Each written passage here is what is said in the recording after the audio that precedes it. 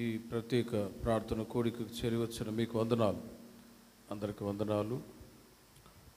ఇలా ప్రతి నెల ప్రార్థన కోడిక ఏర్పాటు చేయటానికి దేవుడు కృప చూపారు.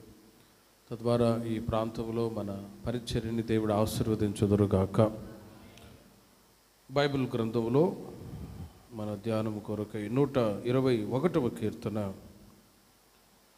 3వ చరణం 7వ చరణాన్ని మనం చదువుకుందాం.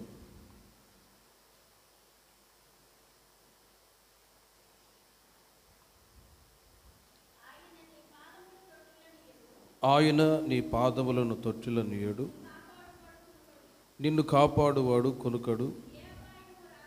ఏ అపాయము రాకుండా యెహోవా నిన్ను కాపాడును. ఆయన నీ ప్రాణమును కాపాడును. గత రోజుల్లో నగరం సెంటర్లో ఏర్పాటు చేసినప్పుడు ఒక 4 విషయాలు మీకు చెప్పాను. ఈ పూట మరలా ఒక 4 విషయాలు మీకు తెలియచేయబోతున్నాను. ఈ వాక్యాన్ని బట్టి ప్రభు ఈ మాటల చేత ప్రతి ఒక్కరిని ఆశీర్వదించుదురుగాక. ఏ అపాయము రాకుండా యెహోవా నిన్ను కాపాడును. గతంలో చెప్పినట్లుగా ఈ రోజుల్లో మనిషికి కావాల్సింది ఏంటంటే కాపుదల. బయటికి వెళ్ళిన మనిషి తిరిగి వస్తాడని ఒక నమ్మకం కూడా లేని పరిస్థితి. ఇంట్లో కాపుదల లేదు, బయట కాపుదల లేదు.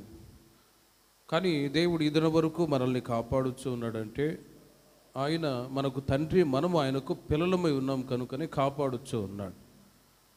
కనుక ప్రతిరోజు ఉదయాన్నే లేచి మనము కూడా, మీరు కూడా ప్రార్థన చేసుకొని బయలుదేరి వెళ్ళాలి. ప్రతిరోజు ఏదో ఒక అపాయం కలుగుతూనే ఉంటుంది. ఆ అపాయాల నుంచి తప్పించబడాలి అంటే దేవుని యొక్క సహాయం ఎంతైనా అవసరం. అందునిమిత్తమే ఉదయాన్నే పొలానికి వెళ్ళేటప్పుడైనా, పనులకు వెళ్ళేటప్పుడైనా ఖచ్చితంగా బై ప్రేయర్ ప్రార్థన చేసుకొని బయలుదేరి వెళ్తున్నప్పుడు ఆ రోజంతా దేవుడు క్షేమాన్ని దయచేయుదురుగాక. ఇది దేవుని ప్రజలైన మనకు తగినటువంటి ఒక కార్యం. ఉదయాన్నే లేచి ప్రార్థన చేసుకొని ఈరోజంతా పనులకు వెళ్తున్నాను ప్రభువా, నాకు నా పిల్లలు కూడా స్కూల్కి వెళ్తున్నారు, కాలేజీకి వెళ్తూ ఉన్నారు. కాపుదల కొరకు మనం ప్రతిరోజు ప్రార్థన చేసుకొని వెళ్ళాలి. అందుకే యేసుక్రీస్తు వారు కూడా ఈ లోకంలో ఉన్నప్పుడు శిష్యులకు తనను వెంబడిస్తున్న వారికి నేర్పించిన ప్రార్థనలో ఒక ముఖ్యమైన మాట, కీడు నుండి నీవు నన్ను తప్పించి కాపాడు అనే మాట వాడి మనం ప్రార్థన చేయాలి. కీడు ఎక్కడి నుంచి వస్తుందో తెలియదు కాబట్టి కీడు రాకుండా ప్రభు మీరు మమ్మల్ని, మా పిల్లల్ని, కుటుంబాన్ని కాపాడండి అని ఈ రోజుల్లో మనం ప్రార్థన చేసుకున్నప్పుడు ఖచ్చితంగా ఈ దినం వరకు కాపాడిన దేవుడు ఇది మొదలుకొని ఏ అపాయము రాకుండా మిమ్మల్ని, మీ కుటుంబాలని కాపాడుదురుగాక. కాపుదల అనేది చాలా ప్రాముఖ్యమైనది. మరి ఎవరికి దేవుడు కాపుదల ఇస్తాడు అనే సంగతి చాలా ప్రాముఖ్యమైనది. అందరూ కాపాడబడలేరు, కానీ దేవుని ప్రజలైన వారిని దేవుడు కాపాడుతాడు. ఆయా సందర్భాల్లో కొందరు సాక్ష్యాలు చెప్తూ ఉంటారు. బండి మీద వెళ్తూ ఉన్నాం, సడన్గా దేవుడు కాపాడాడు. కారులో వెళ్తూ ఉన్నారు, సడన్గా యాక్సిడెంట్ జరిగి మరణాపాయ స్థితిలో ఉన్నా కూడా దేవుడు తప్పించి కాపాడుతూ వచ్చాడు. పొలంలో పనిచేస్తూ ఉన్నా కూడా పెద్ద నాగుపాము వచ్చింది, అయినా కూడా దేవుడు తప్పించి కాపాడుతూ వచ్చాడు. ఇలా టెస్టిమనీ, సాక్ష్యాల ద్వారా ప్రభు యొక్క నామాన్ని ఘనపరుస్తూ ఉంటాం. మరి ఎవరిని కాపాడుతాడు? బైబిల్లో గత రోజుల్లో మీకు చెప్పాను, మరి కొన్ని విషయాలు ఈ పూట మీకు తెలియచేస్తాను. 31వ కీర్తన 23వ చరణం, 31వ కీర్తన 23వ చరణాన్ని మీరు చూసినట్లయితే, కీర్తనలు 31:23, యెహోవా భక్తులారా మీరందరూ ఆయనను ప్రేమించుడి. చూడండి, యెహోవా విశ్వాసులను కాపాడును.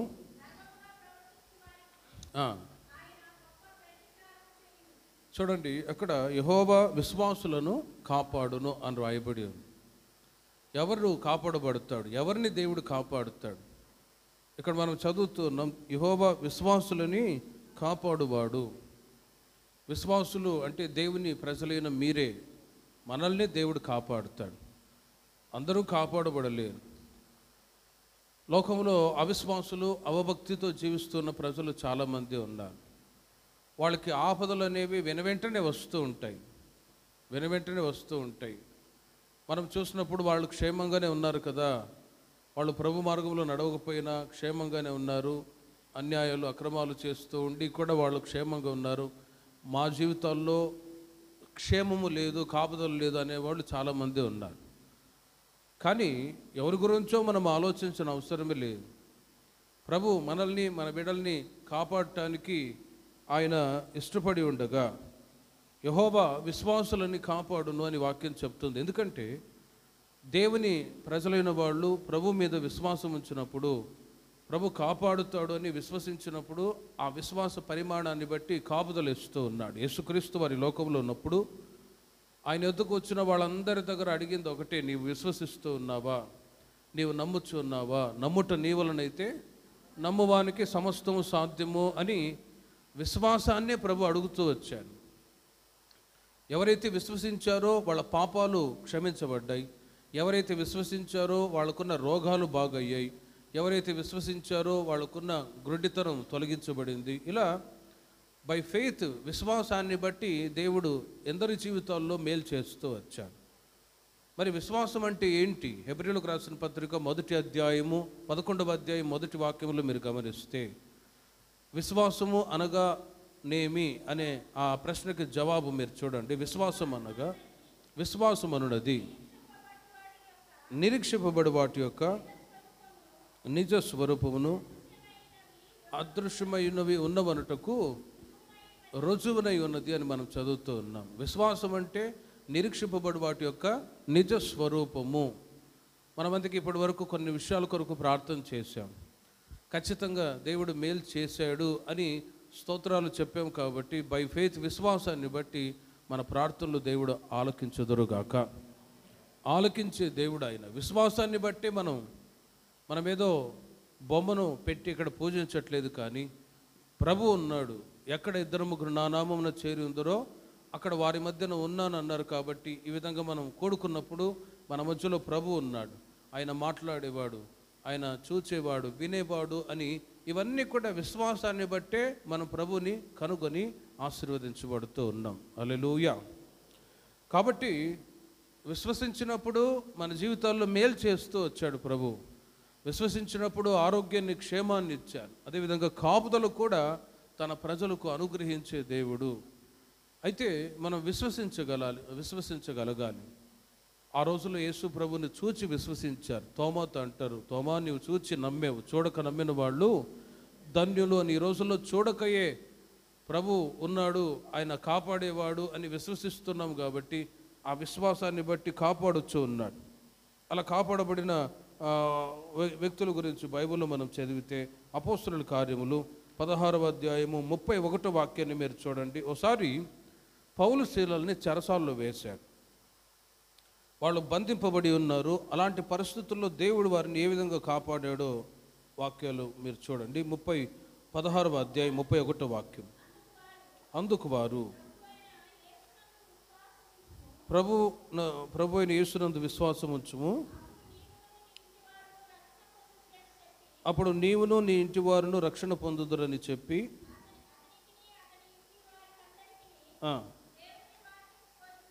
చాలు. చూడండి, అక్కడ పౌలు శీలల్ని చెరసాల్లో వేశారు.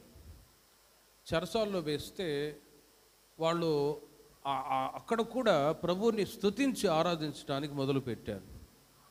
ఇప్పుడు చెరసాల్లో, బాధలో, ఇబ్బందుల్లో ఉన్నప్పుడు ఎవరికైనా స్తుతించడానికి మనసు వస్తుందా? దానికి బదులుగా దేవుడు ఎందుకు ఇలా చేశాడు, ఎందుకు ఈ ఇబ్బందుల్లో పడాలి అని ఈ నెగిటివ్ ఆలోచనలే వస్తాయి. కానీ ప్రభుని స్తుతించే ఆలోచన అనేది రాదు. కానీ ఎవరికి వస్తుందంటే నిజమైన విశ్వాసం కలిగిన వాళ్ళకే దేవుని స్తుతించే ఆలోచన వస్తుంది. హల్లెలూయా.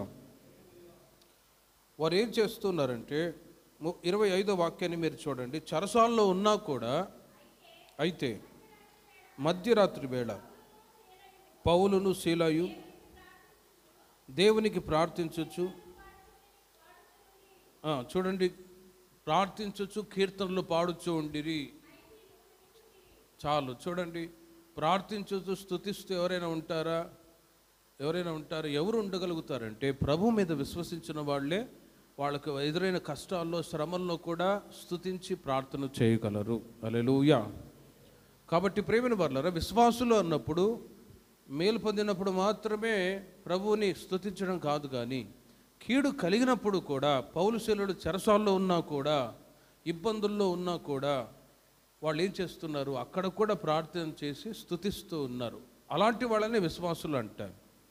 మేలు జరగనప్పుడు మేలు ఎందుకు చేయలేదు అని అవిశ్వాసానికి చోటిచ్చి, జరిగిన తర్వాత విశ్వసించేటప్పుడు విశ్వాసం ఉంచడం అది కాదు. క్రైస్తవ మార్గంలో మేలు జరుగుతాయి, కీడు కూడా కొన్నిసార్లు ఎదురవుతాయి. కానీ ఎల్లవేళలా ప్రభువుని మనం స్తుతించి కీర్తించుదుముగాక. అలాంటి వాళ్ళే విశ్వాసులని పిలువబడతారు. అట్టి వారికి దేవుడు కాపుదల ఇస్తాడు. వాళ్ళు విశ్వసించి ప్రార్థించారు కాబట్టి తర్వాత ఏం జరిగిందంటే, అకస్మాత్తుగా మహాభూకంపము కలిగెను, చెరసాల పునాదులు అదరెను, వెంటనే తలుపులన్నీ తెరుచుకొనెను, అందరి బంధకములు ఊడెను. చెరసాల నాయకుడికి భయమేసింది. ఎందుకంటే చెరసాలపు తలుపులన్నీ తెరవబడ్డాయి, ఖైదీలందరూ పారిపోయారు, ఇక నా పరిస్థితి ఏంటి, పై అధికారులు నన్ను శిక్షిస్తారు, దండిస్తారని భయపడుతూ కలవరపడుతూ ఉన్నాడు. కానీ ఆలోగా పౌలు శీలుడు వచ్చి, ఇదిగో అయ్యా, మేము పారిపోలేదులే, మేము ఇక్కడే ఉన్నాము, మీరు అధైర్యపడవద్దు అని చెప్పి పౌలు శీలుడు మిగతా ఖైదీలందరూ అక్కడ సురక్షితంగా ఉండడం చూచి, ప్రేమిన వారలారా, వెనువెంటనే ప్రభువుని విశ్వసించాడు. దేవునికి మహిమ కలుగును గాక. వీరు చెరసాలలో ఉన్నా కూడా ప్రార్థిస్తూ కీర్తిస్తూ ఉన్నారు కదా.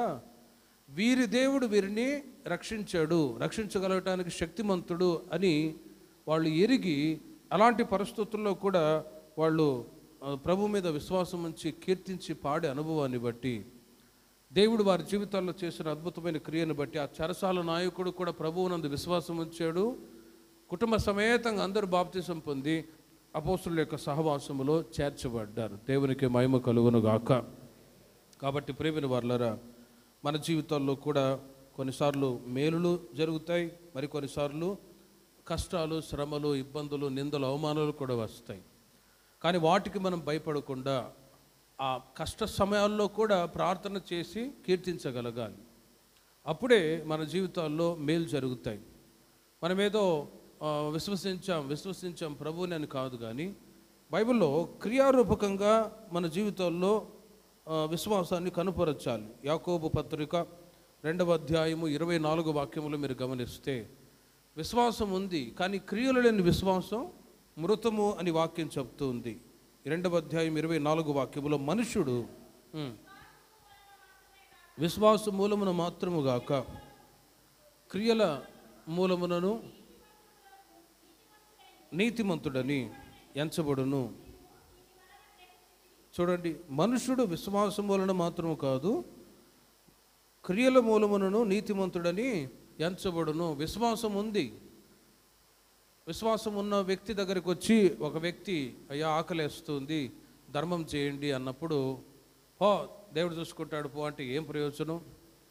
ఒకడు ఆ పూటకి వస్త్రాలు లేకుండా ఉన్నప్పుడు, అయ్యా ఏదైనా పాత వస్త్రాలు ఇవ్వండి అని అడిగితే, పో వెళ్ళి చలి కాచుకోపో అంటే ఏం ప్రయోజనం అని యాకోబు తన పత్రికలో రాస్తూ, క్రియలు లేని విశ్వాసం మృతము. నేను విశ్వసిస్తున్నాను అన్నప్పుడు దానికి తగిన క్రియలు కూడా ఉండాలి కదా అని అక్కడ తెలియచేస్తూ ఉన్నారు. కాబట్టి ప్రేమిన వారలారా, విశ్వాసం ప్రభు మీద మనం కలిగి ఉన్నాం. క్రియలతో కూడిన విశ్వాసాన్ని బట్టి దేవుడు మనల్ని, మన పిల్లల్ని, మన సంఘాన్ని కాపాడుదురుగాక. ఉదాహరణకి ఒక మాట చెప్తాను. ఒకసారి మీకు చెప్పాను, అమెరికాలో కుక్కల్ని ఎక్కువగా పెంచుతారు. ఒక కుక్క ఒక జబ్బుతో రోడ్డు ప్రక్కన పడి ఉన్నదట. పడి ఉంటే అక్కడ వెటర్నరీ డాక్టర్ ఆ మార్గాన వెళ్తూ ఆ జబ్బుతో ఉన్న కుక్కని తీసుకొచ్చి క్లినిక్లో ట్రీట్మెంట్ ఇచ్చి మరలా వదిలేశాడట. ఒక వారమైన తర్వాత డాక్టర్ గారు కూర్చొని ఉంటే తలుపు ఎవరో కొట్టినట్టు అనిపిస్తే తలుపు తెరిచి చూశాడట. వారం క్రితం ఏ కుక్కకైతే ట్రీట్మెంట్ ఇచ్చాడో ఆ కుక్క ముందు ఉంది, వాటి వెనుక ఇంకా 9 కుక్కలు ఉన్నాయట. 10 కుక్కలు 10 కుక్కల దాకా వెనక క్యూ కట్టి ఉన్నాయట నిలవబడి. ఎందుకంటే ఆ కుక్క విశ్వాసం చూడండి, నన్ను ట్రీట్మెంట్ ఇచ్చి నాకు బాగు చేసావు కదా, ఈ జబ్బుతో ఉన్న నా ఫ్రెండ్స్ కుక్కల్ని కూడా నువ్వు బాగు చేయన్నట్లుగా ఆ కుక్కల్ని కూడా ఎంట తీసుకొచ్చాయి. అందుకే అప్పుడప్పుడు అంటూ ఉంటారు, కుక్కకున్న విశ్వాసం కూడా మనిషికి లేదు కదా అంటారు. చూడండి, ఇదే మనిషికి లేదు కదా. కాబట్టి ప్రభు మీద మనం విశ్వాసం ఉంచాం.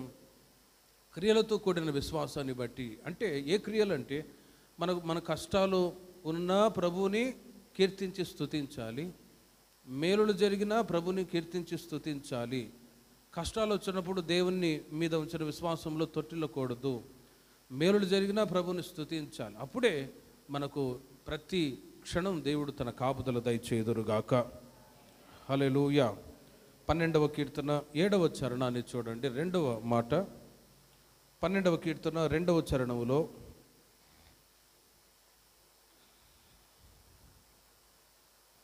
పన్నెండవ కీర్తన 7వ చరణం. అందరూ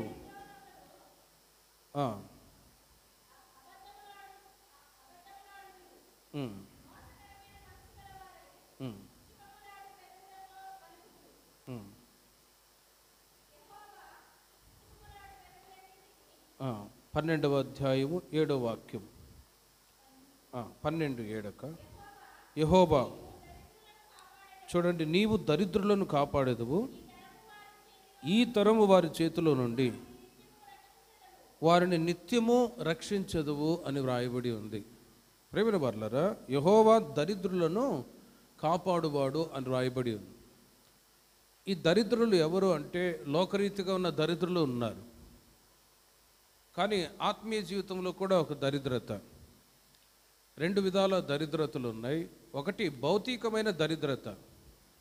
దరిద్రత అంటే కుటుంబంలో సరైన విధంగా జరగకపోవడం, అప్పుల సమస్యలు, రోగాలు, బలహీనతలు. సామెతల్లో చాలా మాటలు రాయబడ్డాయి. సోమరితనం వలన కూడా దరిద్రత వస్తుంది అని. లేజినెస్ సోమరితనం వలన. ఇప్పుడు అందుకే మనం గమనించినట్లయితే అమెరికాలో ఉన్న కొంతమంది విశ్వాసులు వాళ్ళు ఇండియాకు వచ్చినప్పుడు పలకరిస్తూ మాట్లాడు. వాళ్ళు అంటారు, ఓ సహోదరి అంటుంది, అన్న అమెరికాలో ఏ ఒక్కరూ ఖాళీగా కూర్చోరట, ఏ ఒక్కరూ ఖాళీగా ఉండరు. ఏదో ఒక పని ఉదయం నుండి సాయంత్రం రాత్రి వరకు వాళ్ళు ఏదో ఒక పని చేస్తూనే ఉండాలి. వాళ్ళ బట్టలు వాళ్ళే ఉతుక్కోవాలి, ఇంటి పనులు వాళ్ళే చేసుకోవాలి. సోమరితనానికి చోటే ఉండదన్నా ఎవరంతటా వాళ్ళు పని చేసుకునే ఉంటారు. మరి ఇండియాలో చూడండి ఎంత సోమరితనం ఎంత సోమరితనం, లేజినెస్. సరే, అది వదిలేయండి. కొన్నిసార్లు అప్పులు, రోగాలు, సమస్యలు ఇవి వచ్చినప్పుడు వాటి నుంచి విడుదల పొందటానికి ఏం చేయాలి? కష్టపడి సంపాదించుకొని అప్పులు లేకుండా ఉండడమే గొప్పతనం. హల్లెలూయా. సమస్యలు వస్తాయి, కానీ ప్రేమిన వారలారా, ఇప్పుడు దరిద్రత అనేది ఎందుకు వస్తుందో ఆ మాటలు చెప్తున్నారు. సోమరితనం వలన దరిద్రత వస్తుంది, సోమరితనం వలన. అయితే లేజీగా ఉండకుండా, అందుకే అప్పుడప్పుడు కొంతమంది యవనస్తులు వస్తారు, అన్నయ్య జాబ్ లేదు ప్రార్థన చేయండి అని. సరే, జాబ్ దొరికేంత వరకు ఏదో ఒక పనికి వెళ్ళాలంతే. సోమరితనంగా కూర్చున్నాం అనుకో, ఇక మరి కుటుంబంలో పరిస్థితులు మరి జరగాలి కదా, ఏదో ఒక పని. సరే, ఎడ్యుకేషన్ అయిపోయింది, జాబ్ దొరికేంత వరకు ఏదో ఒక పని చేస్తూనే ముందు కొనసాగుతూ ఉండాలి. లేకపోతే సోమరితనాన్ని బట్టి ఇంట్లో ఆర్థిక భారాలు ఎక్కువైపోతూ ఉంటాయి. వాటి వలన కొన్నిసార్లు దరిద్రత అనేది వస్తుంది. కాబట్టి అందుకే సామెతల గ్రంథం 31వ అధ్యాయము మొత్తం ఇంటికి వెళ్ళిన తర్వాత మీరు చదువుకోనండి. అక్కడ సోమరితనము గుణవతి అయిన స్త్రీ 31వ అధ్యాయం సామెతల గ్రంథంలో ఒక్క మాట మీరు చూడండి. కుటుంబాన్ని ఏలుబడి చేసే ఒక జ్ఞానం ముఖ్యంగా స్త్రీకి, ఆ తర్వాత పురుషులకు కూడా ఉంది. అయితే ముఖ్యముగా సామెతల గ్రంథం 31వ అధ్యాయము 15వ వాక్యం. ఆమె చీకటితోనే లేచి తన ఇంటి వారికి భోజనం సిద్ధపరచును.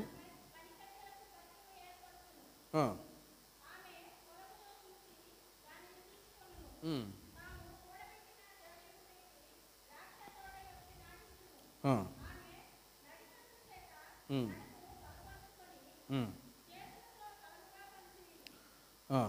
19వ వాక్యాన్ని చూడండి. 19వ వాక్యం. ఉమ్, ఉమ్, ఉమ్, ఆ, ఉమ్. దీనులకు తన చేయి చాపును. చూడండి అక్కడ గుణవతి అయిన భార్య దొరుకుట అరుదు అరుదు అట్టిది ముత్యము కంటే అమూల్యమైనది అని అక్కడి నుంచి స్టార్ట్ చేస్తారు.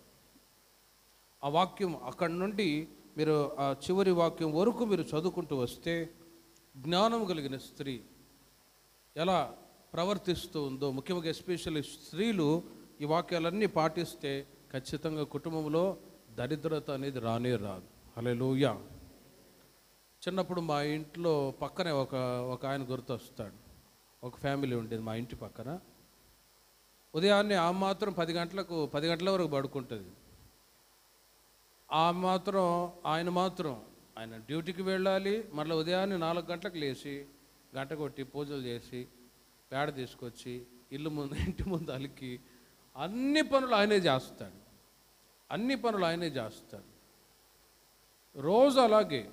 సరే, ఒకవేళ భార్య మీద ప్రేమ ఉందేమో అని అనుకోవచ్చేమో, కానీ అది వదిలేసేయండి. కానీ కుటుంబంలో స్త్రీ యొక్క పాత్ర చాలా ప్రాముఖ్యం. కుటుంబం ఏలుబడి చేసే జ్ఞానం స్త్రీకి కావాలి. దానిని బట్టి కుటుంబం కూడా యజమానుడి పిల్లలు ఆశీర్వాదకరం ఉండటానికి అవకాశం ఉంటుంది. అందుకే జ్ఞానం కలిగిన స్త్రీ తన ఇంటిని కట్టుకుంటూ ఉంది. మూఢురాలు తన చేతులార ఇంటిని ఓడబెరుగుతూ ఉంది అని వాక్యంలో రాయబడి ఉంది. కాబట్టి భౌతికంగా దరిద్రత ఉంది.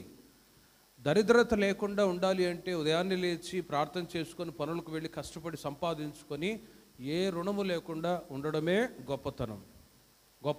మా పెద్ద పాస్టర్ గారు ఒకసారి చెప్పేవాళ్ళు ఏంటంటే, గంజి నీళ్ళైనా తాగినా పర్వాలేదు, అప్పులు చేయబాకండి అనేవాడు. అప్పులు చేయబాకండి.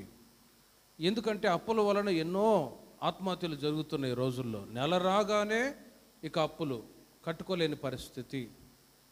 గంజి తాగినా కూడా అప్పులు చేయకూడదు అని అంటారు.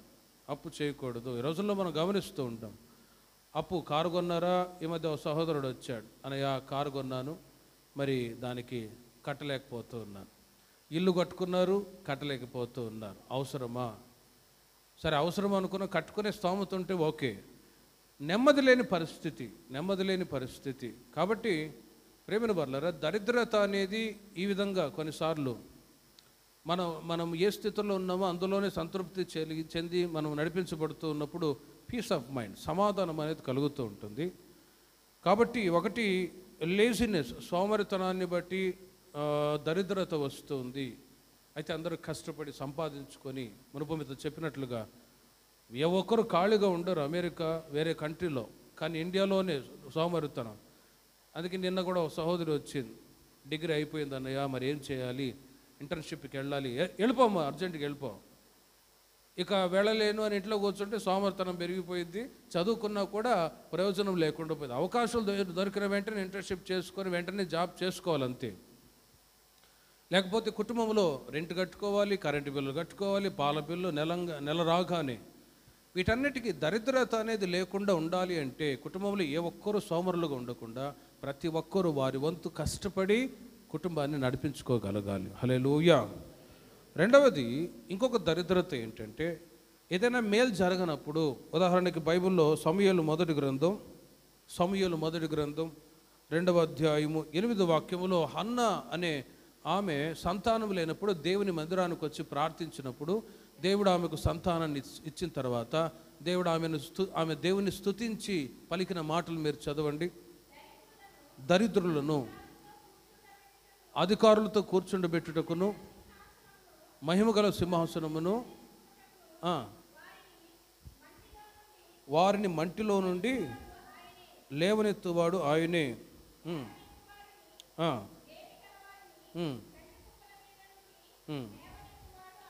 చూడండి, హన్నా దేవుడు తన జీవితంలో చేసిన మేళ్లను బట్టి స్తుతిస్తూ ఈ మాట పలుకుతూ ఉంది.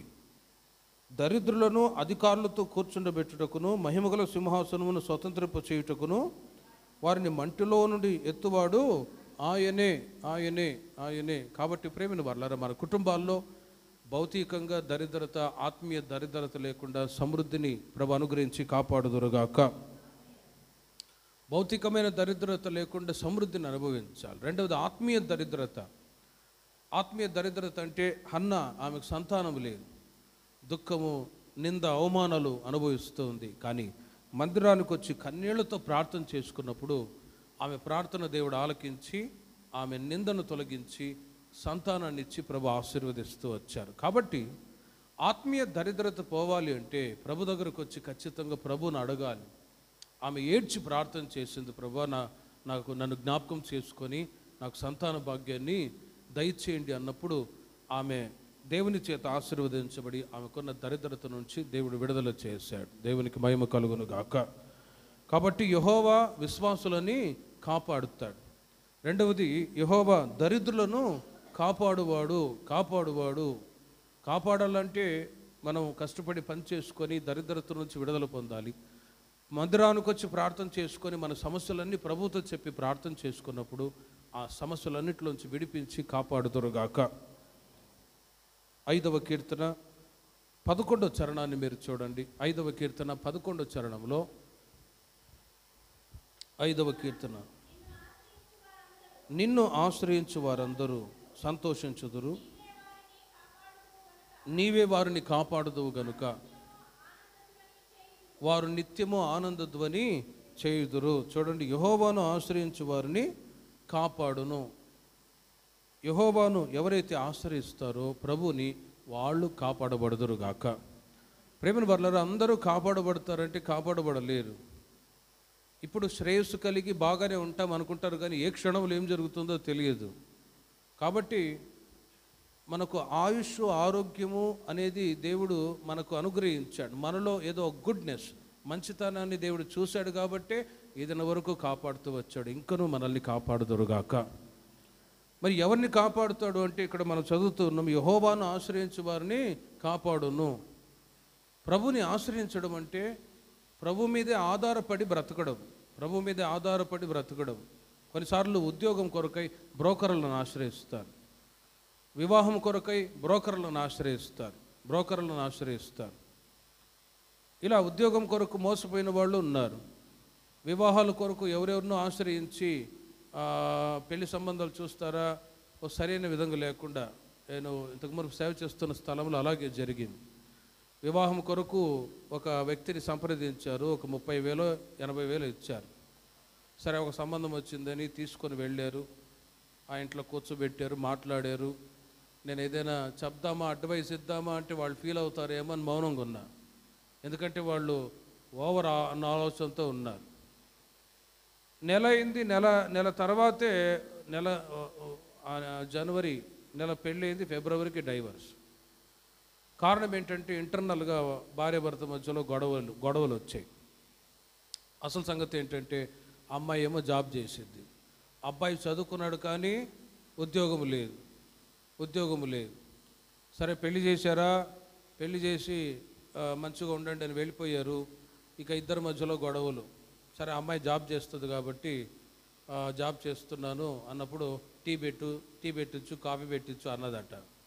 సరే, చిన్న పనులు చేసి ఇచ్చేవాడు.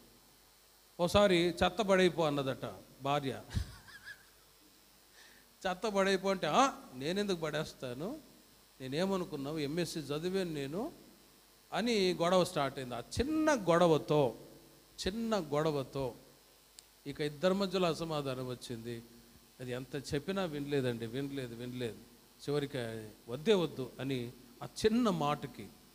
ఎందుకు ఈ మాటలు చెప్తున్నానంటే, అందుకే ఈ మనుషులను ఆశ్రయించి మనం ఎప్పుడు కూడా ముందుకు వెళ్ళకూడదు. ఏదైనా వివాహం విషయంలో కానీ, ఉద్యోగ విషయంలో కానీ, వ్యాపార విషయంలో కానీ, ఏ చిన్న పెద్ద విషయంలో ముందుగా ప్రార్థనలో ప్రభుని ఆశ్రయించి మీరు అడిగినప్పుడు దేవుడు ఖచ్చితంగా మేలు చేయుదురుగాక.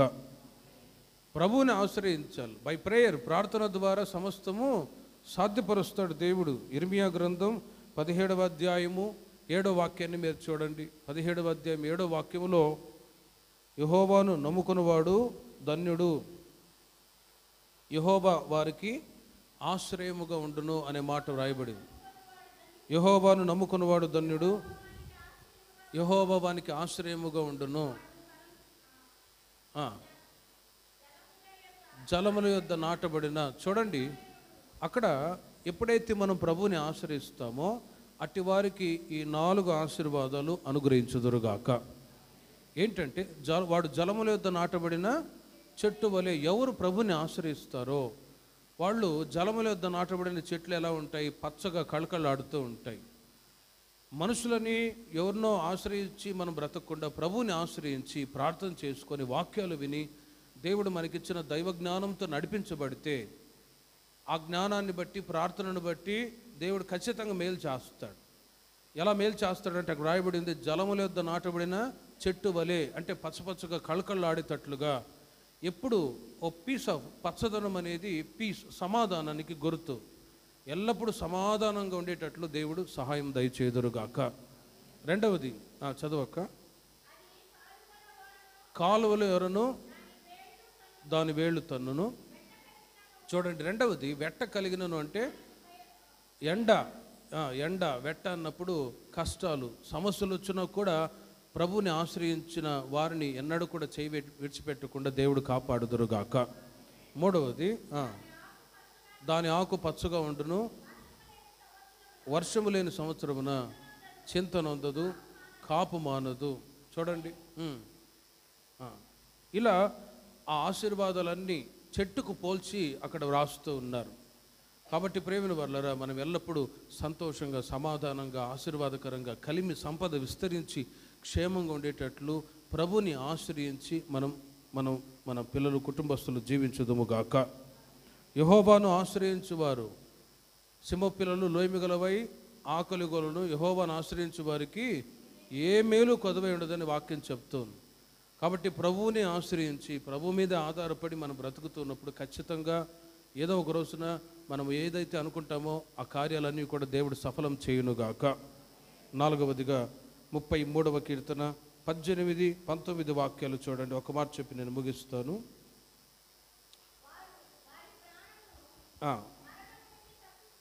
మరణము నుండి తప్పించుటకును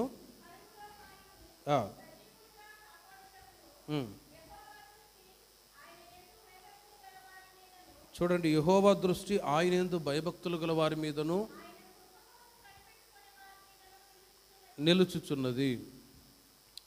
చదవక.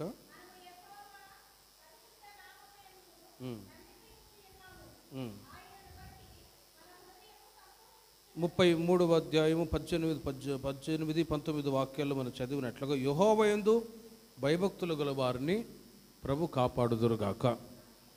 ఎవరు దేవుని యందు భయభక్తులు కలిగి ఉంటారో వారిని ఆయన కాపాడుతాడు. Fear of the lord. దేవునికి మనం భయపడాలి. భయపడ్డం అంటే వణుకుతూ ఉండమని కాదు. భయపడ్డం అంటే ముసుకేసుకొని ఎవరు కనబడకుండా యా స్తోత్రం స్తోత్రం స్తోత్రం అనుకొని ఉండడం కాదు. Fear of the lord.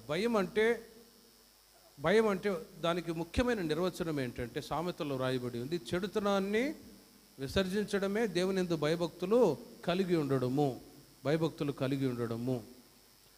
భయభక్తులు కలిగి ఉండడం అంటే చెడుతనాన్ని విసర్జించడమే.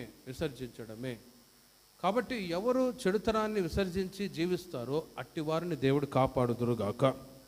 హల్లెలూయా. ప్రేమిన వర్లారా, ఇదన వరకు దేవుడు మనల్ని కాపాడుతూ ఉన్నాడంటే మనలో ఒక గుడ్నెస్, మంచితనాన్ని దేవుడు చూశాడు కాబట్టి కాపాడబడుతూ ఉన్నాం. మరి రాబోయే రోజుల్లో భయంకరమైన దుర్దినాలు, ఎలాంటి పరిస్థితులు ఎదురవుతాయో తెలియదు. కానీ మనం కాపాడబడాలి అంటే ఖచ్చితంగా దేవుని దృష్టిలో మనం నిర్దోషిగా ఉండాలి. ఉదాహరణకి బైబిల్లో దానియేలు గురించి చదువుతున్నాం. దానియేలుని సింహాల గుహలో వేశారు. వేసిన వాళ్ళు సంతోషిస్తూ ఉన్నారు. అయితే రాత్రుల్లో రాజుగారికి నిద్ర పట్ల. అనవసరంగా నిర్దోషైన దానియేలుని సింహాల గుహలో వేసేనే వీళ్ళు ఆయన మీద నింద మోపారు కదా అని రాజుగారికి నిద్ర పట్ల. సింహాల గుహలో దానియేలు వేయబడ్డాడు, కానీ అక్కడ సింహాలు ఏ హాని చేయకుండా సురక్షితంగా ఉన్నాడు. తెల్లవారుజామున వెళ్ళిపోయి ఆ గుహ దగ్గర కేకలు వేస్తూ ఉన్నాడు. జీవము గల దేవుణ్ణి ఆరాధించుచు ఉన్న దానియేలు, నీ దేవుడు నిన్ను కాపాడా. వెంటనే లోపల నుండి శబ్దం వస్తూ ఉంది, అవును రాజా, నేను ఆరాధిస్తున్న నా దేవుడు నన్ను కాపాడి ఉన్నాడు. నేను నీ దృష్టికి దేవుని దృష్టికి నిర్దోషిగా నడుచుకున్నాను కాబట్టి దేవుడు ఈ సింహాల నోట నుండి నన్ను తప్పించి కాపాడి ఉన్నారు. హల్లెలూయా. చూడండి ఎంత గొప్ప మాట అంటాడు. సింహాలు వెనువెంటనే అతన్ని చంపేసి ఉండేవే, కానీ దేవుని యొక్క కాపుదల ఏ విధంగా ఉందంటే దానియేలు ఒక నిర్దోషి ఎక్కడ తన జీవితంలో పాపానికి చోటించిన వాడు కాదు, చెడుతనానికి చోటించిన వాడు కాదు. కాబట్టి సింహాల గోల వేయబడ్డా కూడా కాపాడబడ్డాడు. అందుకే అంటాడు ప్రభు, నేను నీ దృష్టికి దేవుని దృష్టికి నేను నిర్దోషిగా నడుచుకున్నాను. ఆ మాట ఒక మాట చదివి ముగించుకుందాం. చూడండి ఆ మాటని. దానియేలు గ్రంథం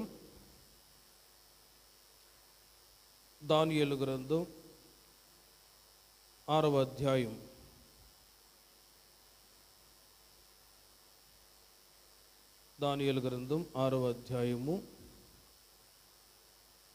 6వ అధ్యాయము 22వ వాక్యం 21వ వాక్యం నుండి చూడండి. అందుకు దానియేలు, రాజు చిరకాలం జీవించునుగాక, నేను నా దేవుని దృష్టికి నిర్దోషినిగా కనబడితిని గనుక ఆయన తన దూతను పంపించి